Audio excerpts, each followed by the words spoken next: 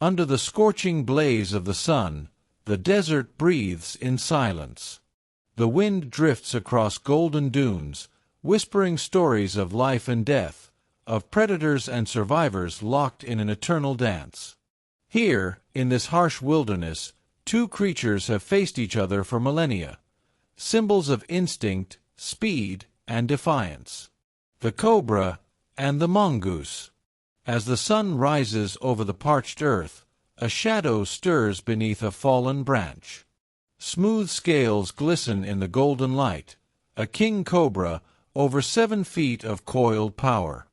His eyes, dark and unblinking, scan the sand for movement. Every flick of his tongue tastes the air, searching for prey or threat. He is patient. He is precise. His venom, one drop strong enough to end a life within minutes, makes him one of nature's most efficient killers. But in this world, even kings have enemies. From the brush, a rustle, quick, sharp, deliberate. A mongoose, small yet fierce, emerges. His fur is bristled, his stance alert. His body is built for agility, lean muscles, lightning reflexes, and eyes that burn with defiance. The mongoose is no ordinary hunter. He is immune to the cobra's deadly toxin, not invincible, but resistant enough to survive where others fall. He too is hungry. For generations, this battle has played out across deserts, forests, and grasslands, an ancient rivalry written into the DNA of predator and prey. Each encounter is more than survival. It's instinct, honed over centuries. The cobra lifts his head high, his hood expanding like a living crown. A low hiss cuts through the dry air, a warning that ripples across the sand. The mongoose freezes, his ears twitching. He knows that sound.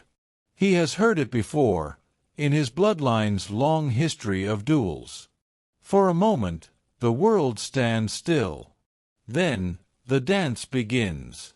The cobra strikes first, fast as a whip. Fangs flash in the sun, a blur of motion and death. But the mongoose is faster, darting aside, a shadow among shadows. He circles, feinting left, then right, testing his enemy's rhythm. Each move is a gamble, each breath a calculation.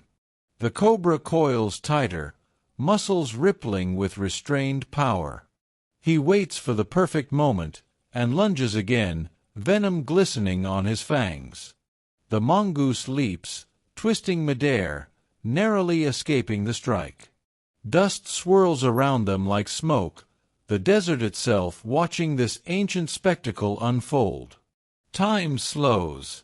Predator against predator. Venom against speed. The cobra rears back, his body swaying hypnotically, his eyes locked on the mongoose's every twitch. The mongoose lowers his head, tail flicking, waiting for that fraction of a second, that single mistake. Because in this duel, one mistake means death. Then it happens. The cobra strikes. The mongoose moves. In a flash of motion, he dodges and clamps his jaws around the serpent's neck. The struggle is fierce. The cobra writhes, twisting violently, sand flying as both creatures fight for life. The mongoose holds tight, his teeth digging deeper, every muscle burning with effort. Moments later, the desert falls silent once more. The cobra's body lies still, the wind carrying the echoes of battle away. The mongoose steps back, chest heaving, eyes bright with the fire of victory, not of triumph, but of survival. For him, this was never about glory. It was about instinct, about the unending rhythm of life and death that defines the wild. He will feed now, his hunger eased for another day. But he knows, the desert will test him again. There will always be another battle, another cobra waiting beneath the sand. As twilight paints the horizon in hues of crimson and gold, the mongoose disappears into the brush, leaving behind only tracks that the wind will soon erase. The desert swallows the evidence, as it has countless times before. But the story lives on. For as long as cobras hunt and mongooses roam, this rivalry will continue, a timeless duel of venom and courage, speed and precision, fear and defiance. It is a reminder that in nature, power is never absolute, and even the smallest creature can challenge a king. Under the fading light, the desert grows quiet once more.